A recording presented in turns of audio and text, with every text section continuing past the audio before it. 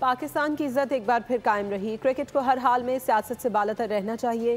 Chairman PCB Mohsin Naqvi की press conference कहा कि 14 सितंबर को पेश आने वाले वाक़े पर आईसीसी से बाज़ाब्ता दरख्वास्त की गई थी कि कोड ऑफ कंडक्ट की खिलाफ वर्जी की इंक्वायरी की जाए। खेल को खेल के तौर पर ही लेना चाहिए।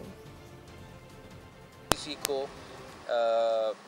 रिक्वेस्ट की थी कि जो 14 सितंबर को कोड ऑफ कंडक्ट की वायलेशन हुई हैं उसके ऊपर एक इंक्वायरी करें। पॉलिटिक्स आज भी हम बिलीव करते हैं और क्रिकेट साथ साथ नहीं चल सकते। क्रिकेट है वो इस सारी चीज़ से बालातर होनी चाहिए।